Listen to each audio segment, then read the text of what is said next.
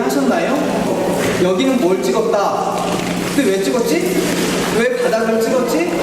궁금한 것들이 되게 많으실 거예요. 세연이 같은 경우에는 1000장이 넘게 찍었어요. 그러니까 1000장이 넘게 얘기를 이미 했는데 또 얘기를 하라는 거야. 그래서 대신 이제 읽어주는 방법을 말씀을 드릴 거예요. 제가 그 중에 제가 초이스한 부분이 있거든요. 아이들 전반이 다 찍는 부분은 빼요. 왜냐하면 누구나 다 찍을 수 있는 것들이기 때문에 이 친구가 가장 많이 본 것들을 이렇게 초이스를 하는 거죠. 먼저 강석이부터 볼게요. 강석이부터 쭉 보면 어떤 게 딱 보이세요? 자, 시각이 하향으로 돼 있어요. 하향으로 이렇게 밑으로 돼 있죠.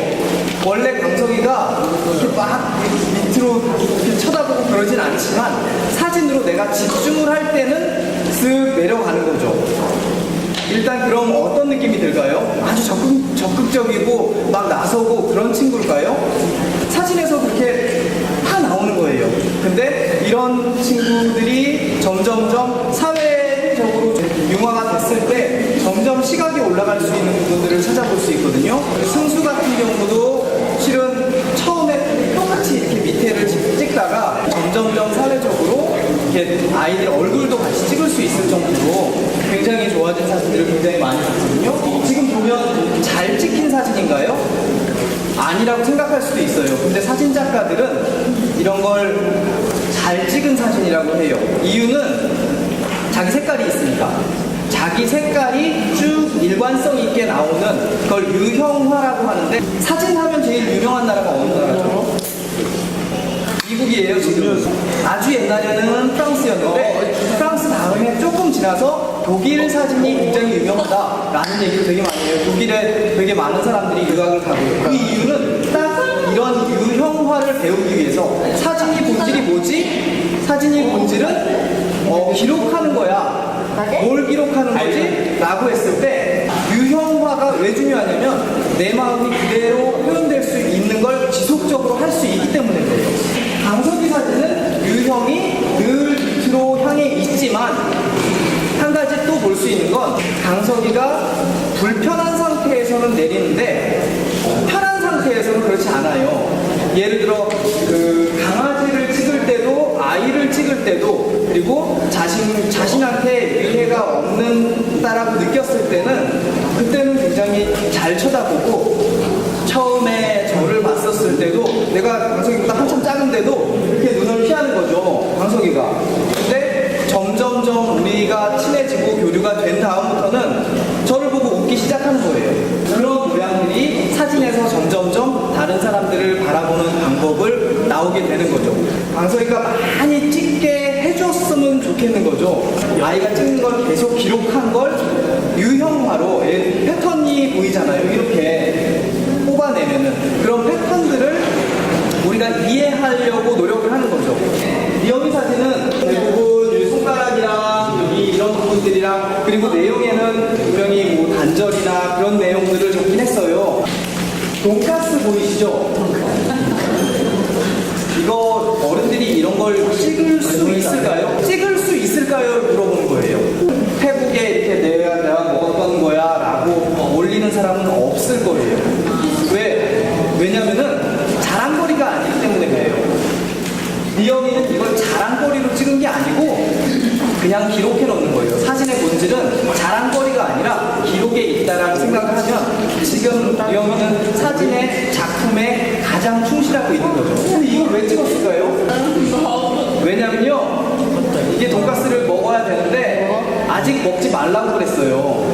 그래서 그 시간에 잠깐 찍은 거예요. 아, 제재에 대한 반항인가 보다 막 이런 식으로 막 생각할 수 있는데 그 다음 부분 보여주세요. 먹던 것도 찍었어요. 그럼 이건 왜 찍었어? 아, 돈가스예요. 앞에도 돈가스, 뒤에도 돈가스예요. 그냥 내용은 돈가스예요. 그럼 왜 찍었을까? 먹을 거에 관심이 있는 거예요. 그리고 이걸 맛있어 했다라는 거예요. 먹고 싶었다라는 거고 지금 맛있다라는 얘기예요. 그런 식으로 얘기를 들어야지 그냥 돈가스를 찍었다라고 얘기를 듣는 게 아니라는 거죠. 사진에서는 뭐가 보이세요? 보이세요?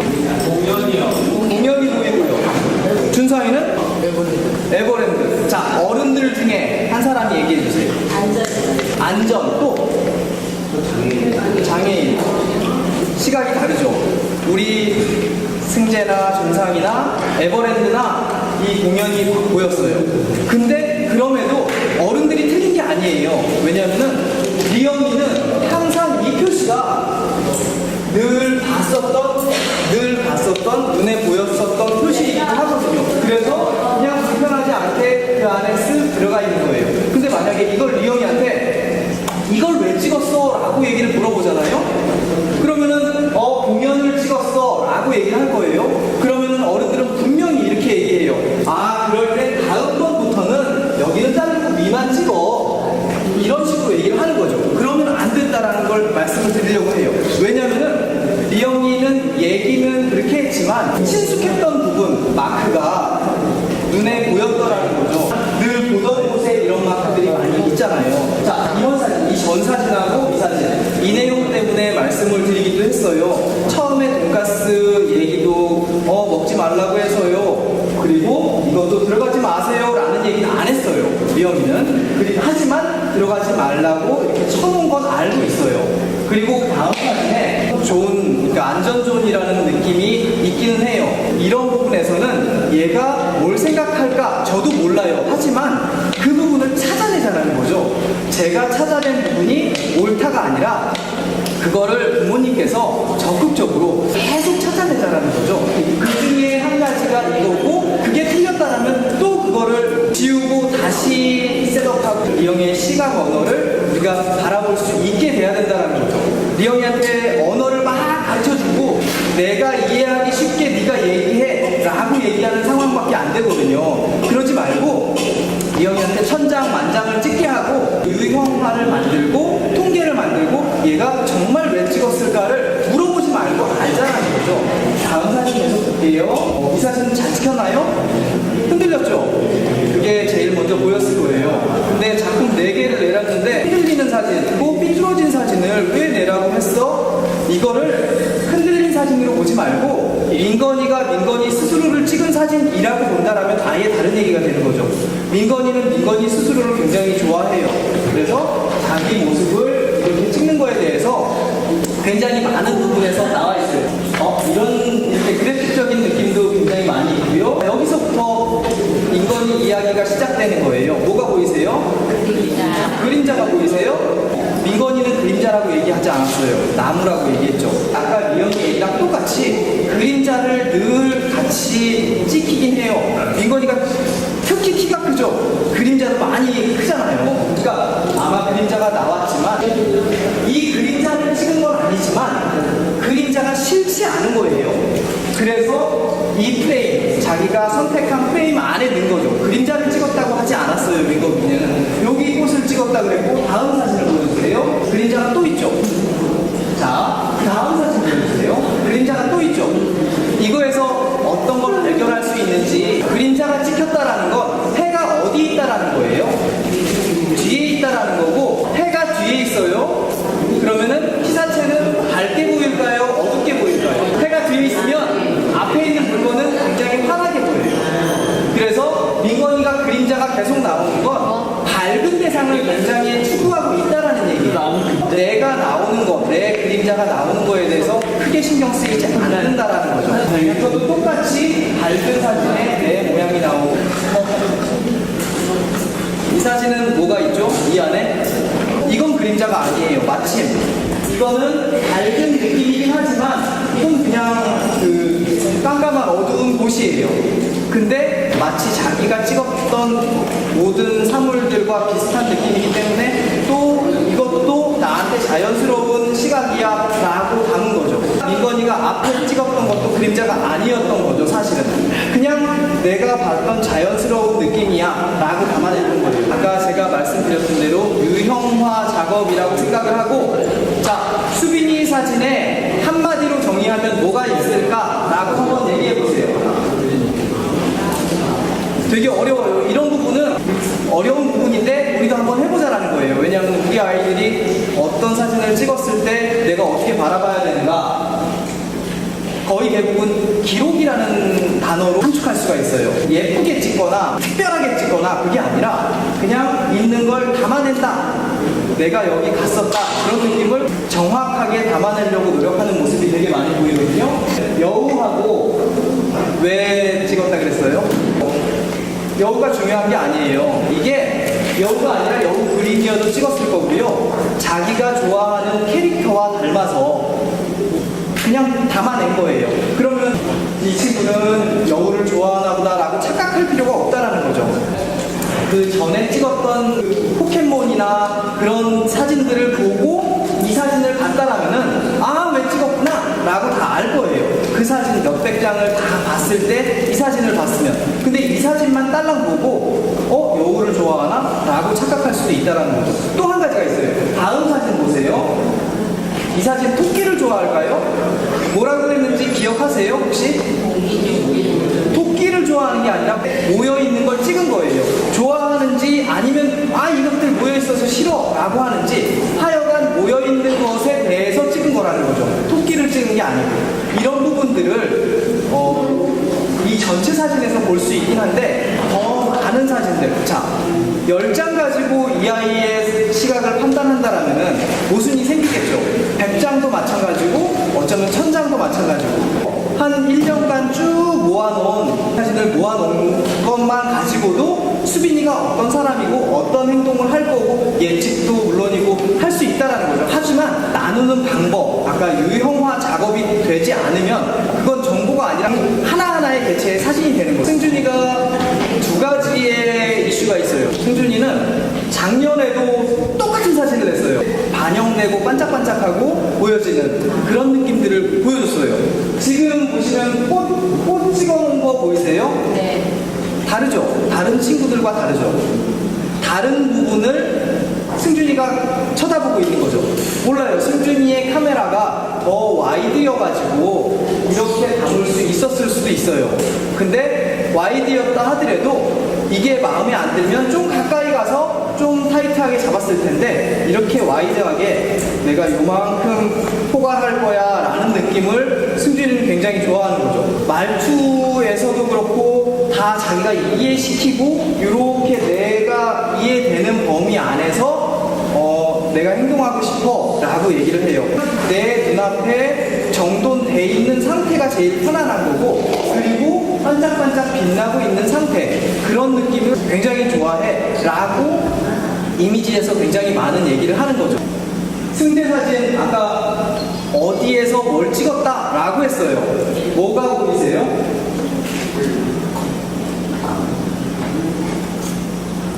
건물을 찍기도 하고 하늘도 찍기도 하고. 승재의 시각은 밑으로 향해 있지 않아요. 위로 향해 있기도 해요.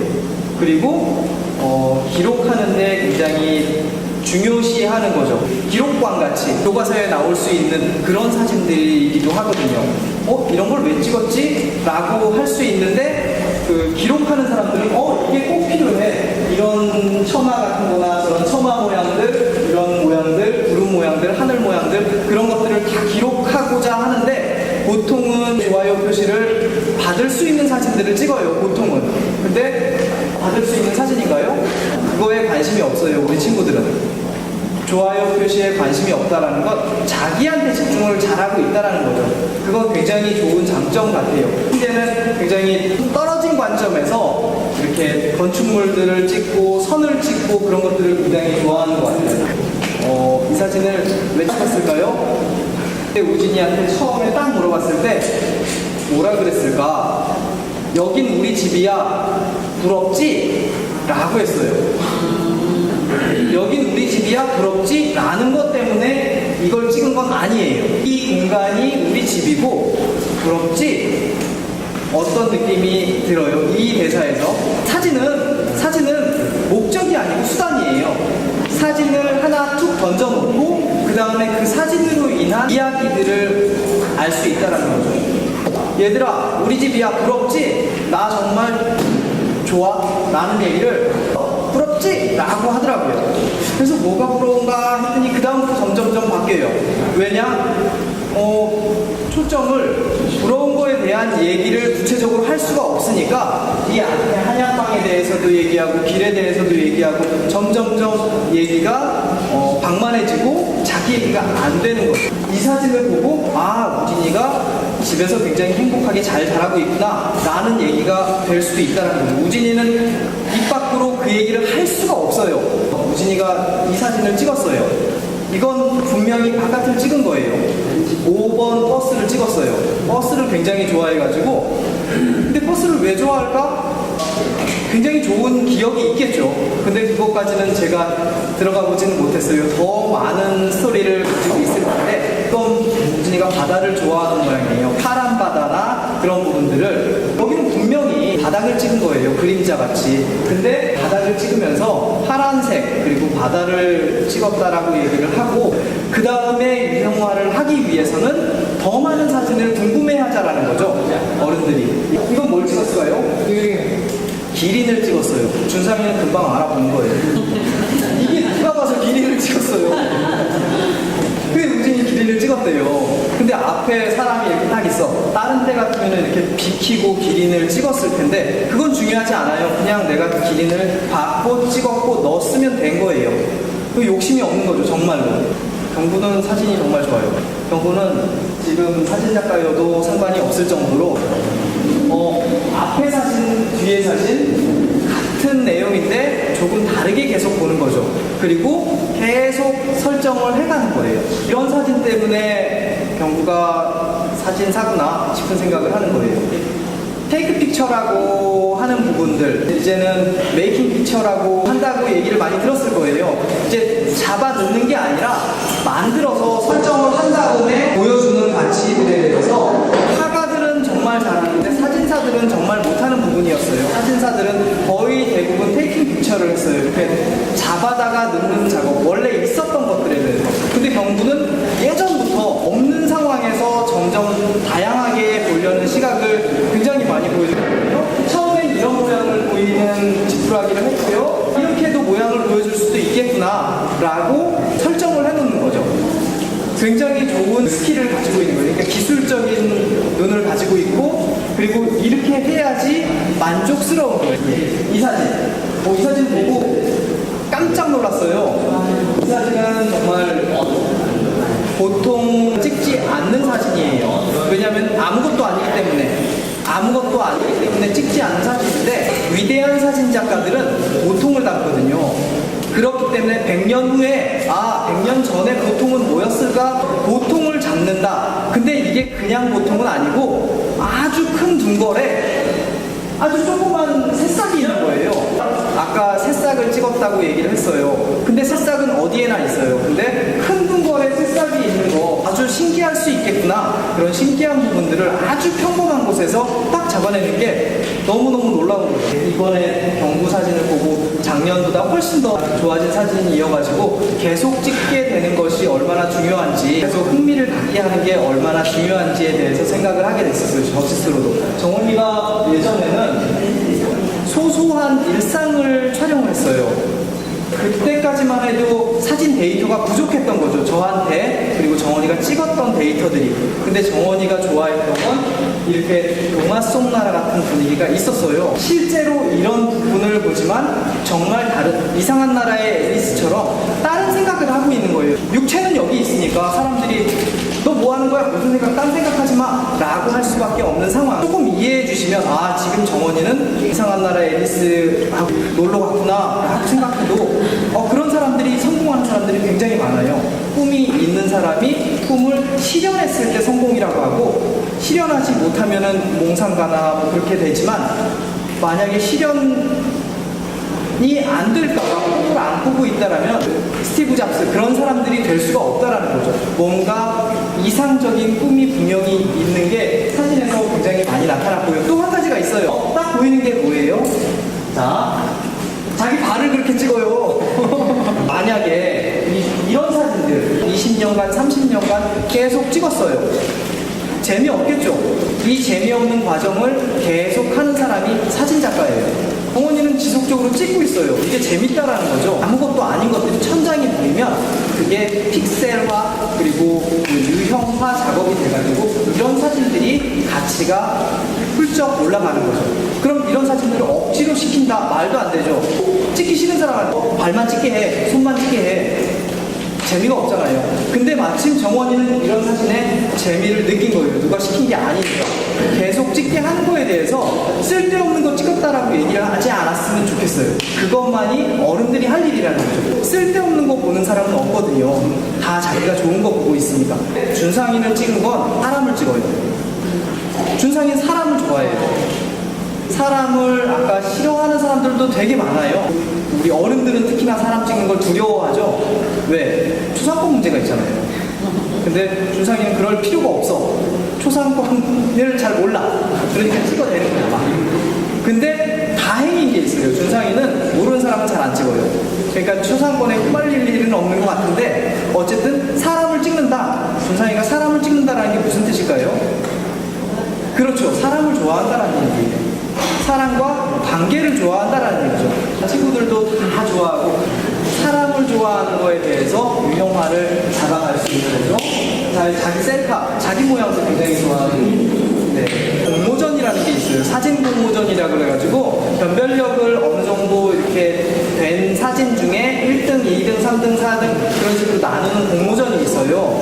근데 공모전에 내놔도 모자르지 않을 사진이기도 하고 모던 아트에서 추구하고 있는 다름이라는 부분도 충분히 가지고 있고요.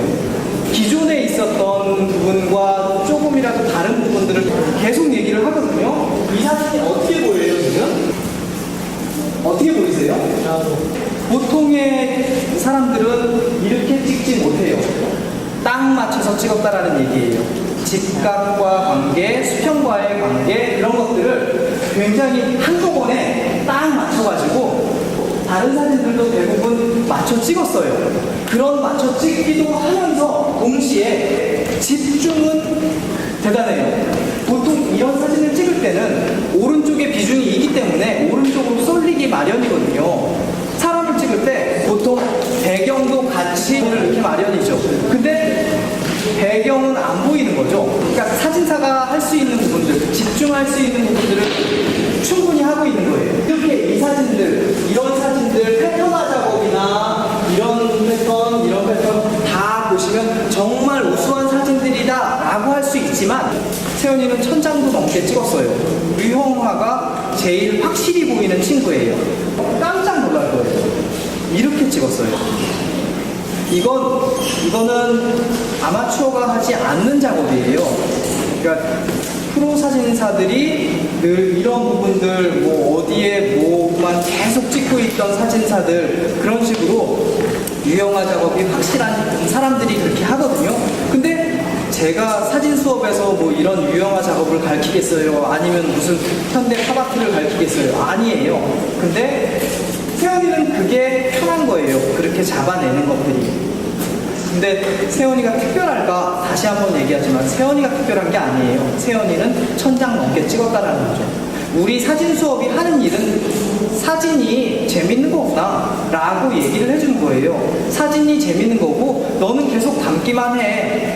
너 얘기를 들어주실 거야 라는 확신을 가지고 아이들이 찍어놓은 게 없으면 흥미가 없으면 말문이 막힌 거랑 똑같으니까 아이들한테 말문을 튀어놓게 하는 거죠.